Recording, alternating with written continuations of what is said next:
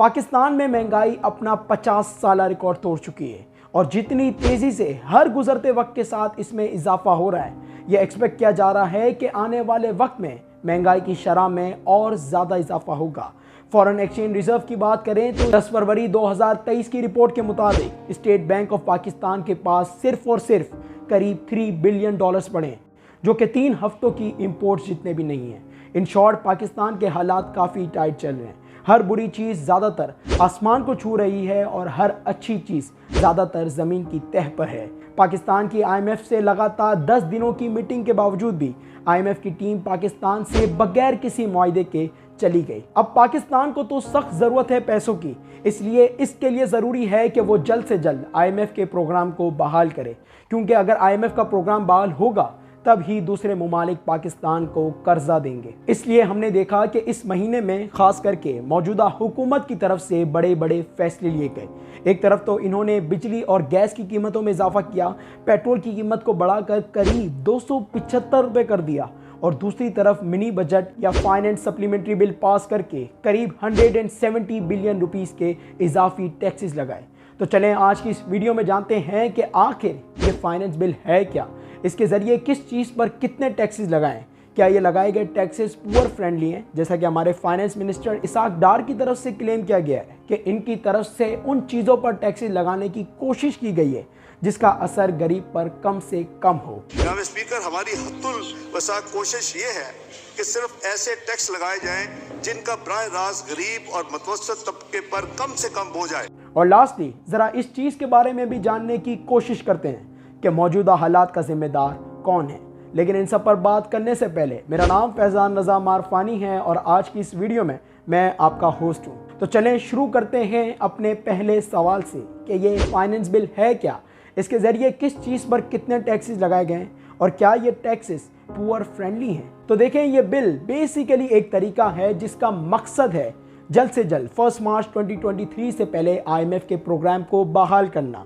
अब मौजूदा हुकूमत की तरफ से तो सबसे पहले ये कोशिश की गई थी कि इस बिल को प्रेसिडेंट आरिफ अलवी के ज़रिए पास किया जा सके ताकि उन्हें कोई अपोजिशन या चैलेंजेस का सामना ना करना पड़े और ये बिल आसानी से अमल में लाया जा सके। लेकिन प्रेसिडेंट आरिफ अलवी ने इस जिम्मेदारी को लेने से इनकार कर दिया। इंस्टेड उन्होंने ये मशवरा दिया कि इस बिल को पार्लियामेंट्री हाउसेस यानी सूबाई असेंबली और ऐवान बाला के ज़रिए पास किया जाए, जिसके बाद फाइनेंस मिनिस्टर इसाक डार ने इस बिल को दोनों हाउसेस में प्रेजेंट किया। तो चलें इसी के साथ जानते हैं कि इस बिल के ज़रिए किस चीज़ पर कितने टैक्सेस लगाए गए। तो देखें, सबसे पहले तो सिगरेट्स पर काफ़ी ज़्यादा फैट चार्जेस लगाए गए हैं, जिसकी वजह से एक नॉर्मल ब्रांड की सिगरेट की कीमत में करीब 100% इजाफा हुआ है और एक एक्सपेंसिव ब्रांड की सिगरेट की कीमत में करीब 150% इजाफा हुआ है।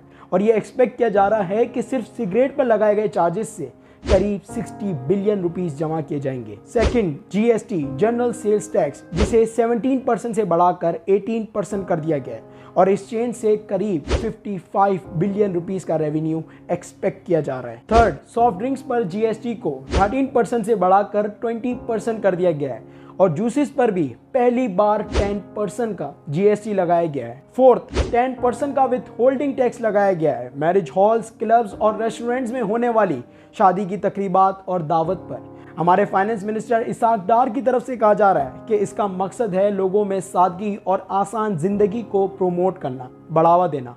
वाह, बहुत अच्छे।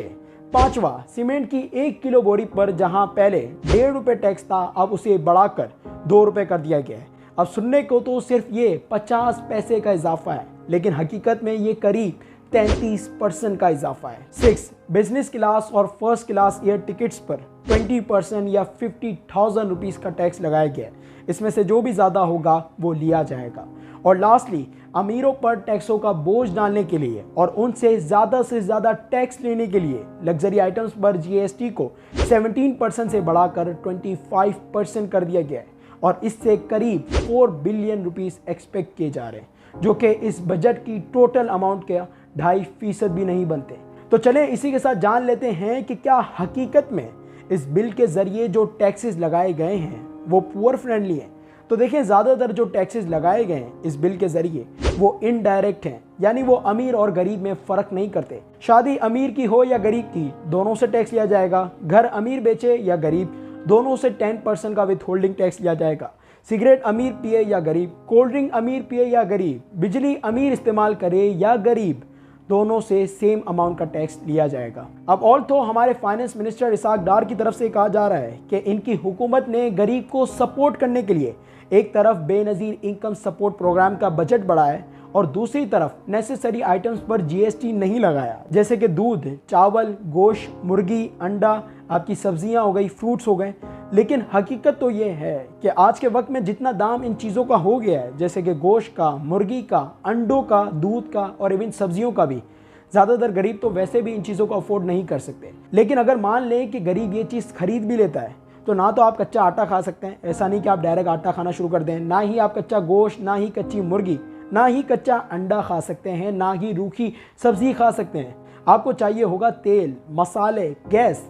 तो भाई जब आप ये चीज़ें इस्तेमाल करेंगे, आप ये चीज़ें खरीदेंगे, तो आप इनडायरेक्टली टैक्स पे कर रहे होंगे। तो इस एनालिसिस से तो मालूम होता है कि ज़्यादातर जो टैक्स की अमाउंट है वो गरीब से, लोअर क्लास से या मिडिल क्लास से ली जाएगी, क्योंकि पाकिस्तान की ज़्यादातर आवाम यही लोग हैं। वैसे मैं यहाँ ऐड करता चलूँ कि इससे मुराद मेरी ये नहीं है कि सिगरेट पर टैक्स नहीं लगाना चाहिए या कोल्ड ड्रिंक्स पर टैक्स नहीं लगाना चाहिए, बल्कि अच्छी बात है हेल्थ के पर्सपेक्टिव से। और तो इकनॉमिकली तो ये अच्छी बात नहीं है, क्योंकि बहुत से लोगों का जो बिज़नेस है वो इस टैक्स की वजह से मुतासिर होगा। मसला सिर्फ ये है कि जो बताया जाता है, जो कहा जाता है ना लोगों से, वैसा होता नहीं है, बल्कि उसका ज़्यादातर उलट ही होता है। और इसी के साथ ही हमारी वीडियो का आखिरी सवाल पैदा होता है कि मौजूदा हालात का जिम्मेदार कौन है। तो देखें, अगर हम फाइनेंस मिनिस्टर इसाक डार को सुने तो वो इसका जिम्मेदार पिछली हुकूमत को ठहरा रहे हैं, और अगर हम पिछली हुकूमत यानी पीटीआई हुकूमत को सुने तो वो इसका जिम्मेदार मौजूदा हुकूमत को ठहरा रही है। लेकिन अगर हम अपना खुद का एनालिसिस करें तो ये मालूम होता है कि कुछ हद तक तो इमरान खान की तरफ से जो फैसला लिया गया था ना फ्यूल सब्सिडी का, वो कुछ हद तक तो इसका जिम्मेदार है, लेकिन बहुत हद तक मौजूदा हुकूमत, खास करके मौजूदा फाइनेंस मिनिस्टर इसाक डार इसके जिम्मेदार हैं। अब वो क्यों, तो चलें इनकी तरफ से लिए गए कुछ फैसलों के बारे में जानते हैं जिसकी कीमत आज पाकिस्तान की आवाम अदा कर रही है। तो देखें, सबसे पहले तो इन्होंने आते के साथ डॉलर को आर्टिफिशियली कंट्रोल करने का फैसला लिया, बावजूद इसके कि आईएमएफ की तरफ से ये साफ साफ कहा गया था कि अगर आप प्रोग्राम को बहाल करना चाहते हैं ना, तो एक तो आप फ्यूल सब्सिडी हटाएंगे और दूसरा डॉलर को कंट्रोल नहीं करेंगे। लेकिन इनकी तरफ से कहा गया कि ये वो करेंगे जो ये करना चाहते हैं, इन्हें कोई डिक्टेट नहीं कर सकता। एक प्राइवेट चैनल पर इंटरव्यू के दौरान ये तो इस हद तक बढ़ गए कि इनकी तरफ से ये कह दिया गया कि इन्हें फ़र्क नहीं पड़ता आईएमएफ आए कि नहीं, ये किसी की मिन्नतें नहीं करेंगे। मैं उसमें बिलीव करता हूं कि हमें आवाम के लिए जो कुछ हम कर सकते हैं, जितनी हम उनको फैसिलिटी दे सकते हैं, उसके लिए मुझे आया मुझे यानी जैसे पंजाबी कहते फड्डा पड़ा, मेरा पड़ा उनसे, लेकिन मैंने उनको डील किया। मैंने कहा वेट करें, हम ये पॉलिटिकल इकोनॉमी, हम अपने लोगों के ऊपर पहाड़ नहीं फेंक सकते, काफी फेंके जा चुके हैं। डॉक्टर साहब उसके नतीजे में प्राइसेस को स्टेबल रखें। उसके नतीजे में तो आप वेट कर रहे हैं ना, अक्टूबर में आना था आईएमएफ के डेलीगेशन को, नहीं आया। आईएमएफ की इंस्टॉलमेंट मिलनी थी, नहीं मिली। आई डोंट केयर शाहजेब साहब, आई डोंट केयर अगर नहीं आते तो, मैंने को मिन्नतें नहीं करनी उनकी। लेकिन क्या मिला, ये आर्टिफिशियली डॉलर कंट्रोल करके इन्होंने कुछ वक्त के लिए तो अपनी जीत को दिखाने के लिए पेट्रोल और डीजल की प्राइसेस को कम किया और हर जगह ये कहना शुरू कर दिया कि इनके ख्याल में डॉलर की कीमत 200 रुपए के अंदर होनी चाहिए। लेकिन इसका नतीजा क्या निकला, पाकिस्तान में डॉलर का इनफ्लो और ज़्यादा कम हो गया, क्योंकि एक तो लोग डॉलर को रुपीज़ में कन्वर्ट करने से रुक गए और दूसरा इनफॉर्मल तरीके से या दूसरे अल्फाजों में ब्लैक मार्केट में उसे सेल करने लगे, जिसकी वजह से पाकिस्तान के फॉरेन एक्सचेंज रिजर्व्स एक तरफ नीचे गए और दूसरी तरफ ब्लैक मार्केट डॉलर की कीमत ऊपर गई। और कुछ इस तरह इसाक डार की ईगो नीचे गई और इन्होंने ये जो इतने महीने से तमाशा चलाया हुआ था ना, इसे आखिरकार ख़त्म करने का फैसला किया, जिसके बाद हमने देखा कि पाकिस्तान का रुपी किसी शिट कॉइन की तरह नीचे गया और डॉलर अपनी बुलंदियों पर पहुंच गया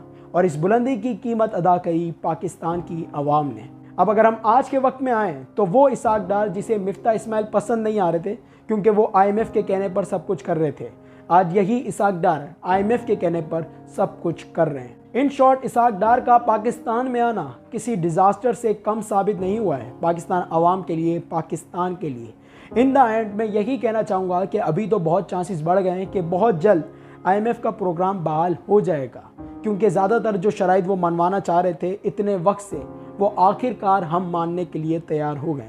लेकिन हकीकत ये भी है कि इसका मकसद ये नहीं कि पाकिस्तान के हालात बहुत बेहतर होने जा रहे हैं या महंगाई जो है वो कम हो जाएगी, बल्कि अगर हम एक्सपर्ट्स को सुने तो ना तो महंगाई नीचे जाने वाली है और ना ही पाकिस्तान के हालात बेहतर होने जा रहे हैं। अलबत्ता जो ये हमारा एक अनसर्टेनिटी है पैसों को लेकर, डॉलर्स को लेकर, वो थोड़ी कम हो जाएगी, लेकिन महंगाई तो आने वाले वक्त में और ज़्यादा ऊपर जाएगी। अब आपको इन तमाम चीज़ों के हवाले से क्या लगता है, अपनी राय कमेंट सेक्शन में ज़रूर दें। वीडियो अच्छी लगी हो तो वीडियो को लाइक करना, और अगर आपने अभी तक मेरे चैनल को सब्सक्राइब नहीं किया तो सब्सक्राइब कर देना। अल्लाह हाफिज़।